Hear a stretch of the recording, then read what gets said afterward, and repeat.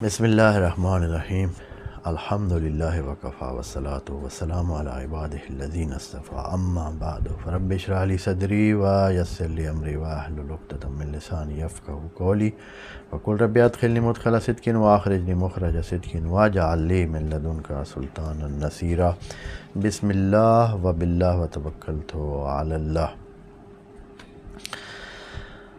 Verse number 80 of chapter Al-Baqarah, second chapter of the holy book of Quran, is saying Bismillahirrahmanirrahim wa qalu lan tamassana an-naru illa ayyaman ma'dudatan qul attakhaztum indallahi ahadan falan yukhlifa Allahu ahadahu am taquluna 'ala Allahi ma la ta'lamun. As we continue the telling the situation of Israelite in response to the call of the Holy Prophet to them to become believer, and also mu'mineen who were having this envy, or they were having in this desire, and they were liking that the other people should become Mu'min, especially people of book and Israelite, they become Mu'min. Allah is telling them their real story and what is going in their mind, and what was their mindset, and what was their conduct in the past, and how they will react to this call of the Prophet. One of those things that Allah briefly said in verse number 78, that a group of those people, that mu'mineen were expecting them to become mu'min and Muslim, but that group is thinking like this, that they have some fantasies, they have some longing and desire, and this kind of thing that they have in their mind, that they will go to paradise, and they know nothing of the book, and they just some kind of irrelevant from the religion. Here Allah is giving a detail of what Allah will do to them, these kind of people, and giving some detail of what they are thinking at the first step, and then telling what is the real situation. Allah is saying waqalu, these fantasists, these desiring and longing people, they have only in their mind this kind of desire. They say lan tamassana an-naru illa ayyaman ma'dudatan. This hellfire, which is talked about so many times, and so many people are talking about that, and the Prophet is threatening and giving a promise of that hellfire to us, or we have done so many wrong things, and we did so many evil practice. They say, though all is correct, that all we have done, but the hellfire will not touch us unless for a few days, not for weeks, not for months. Years is too far from us.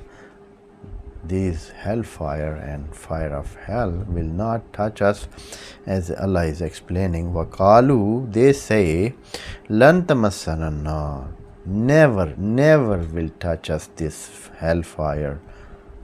Yes, only for a few days. Illa ayyaman ma'dudatan, and that we counted on our finger, and that is only few days, maybe 2, 3, 4 days, not a week even, not a months.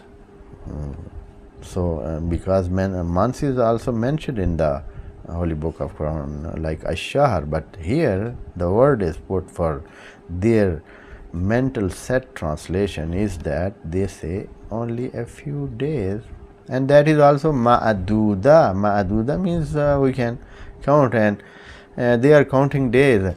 And maybe that is a gesture that Arab at that time, they were counting only up to maybe the end of their counting was 20, or maybe some say it is alf is the last one. As we know, there is no word for a figure that is over alf.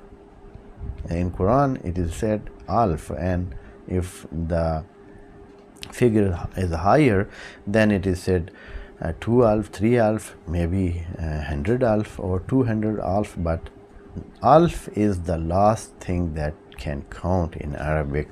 So they say ma'aduda means that even not reaching alf or shahr, or that it is just some days, illa ayyaman ma'adudatan, that can be counted, very countable. It is not a big deal. Cool. So here Allah is giving his answer to their this mindset and saying, Kul attakhaztum indallahi ahadan, have you made a pact with Allah? You got a treaty from Allah? You have a covenant with Allah about this thing that you are saying, that you will not stay in the hellfire unless for a few days? Have you anything like that? So if you had, of course Allah will not break his covenant. If you have, show us. So if you have it, then you show it. So Allah is asking, and in this interrogative statement, Allah is almost denying this thing, that it is not like that and nothing is like that, and they don't have any pact or treaty with Allah, so that they will be guaranteed not to stay in the hell more than some days. Allah is saying that, Kul, ask them or say to them, Atakhaztum, you got a treaty in the law, you got a treaty or a pact or covenant with Allah. Falan yukhlif Allahu ahadahu, and so Allah's treaty is not broken at all. Allah will go with his treaty. That is the thing. Is that there anything like that?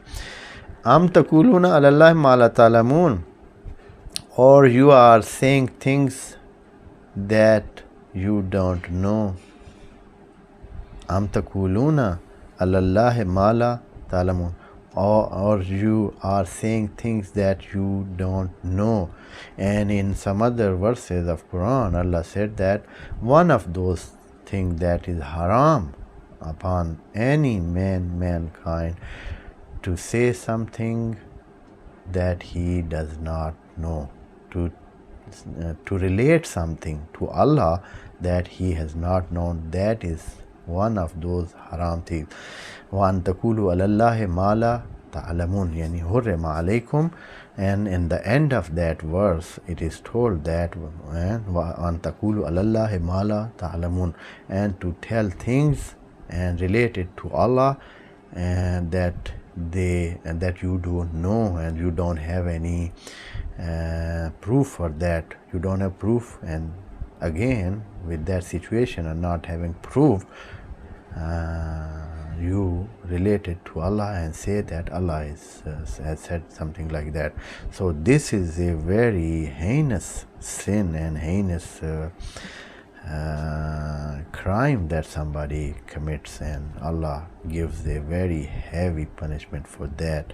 So Allah is just not telling that what punishment will be upon those, but Allah is just saying this thing is known to everybody. If somebody relates any wrong thing, anything that is not told by Allah and not said by Allah, and he conveys wrongly to people, and he's saying that and relating it to Allah, so it will have a heinous consequences, and that will be very painful for man who committed such a thing.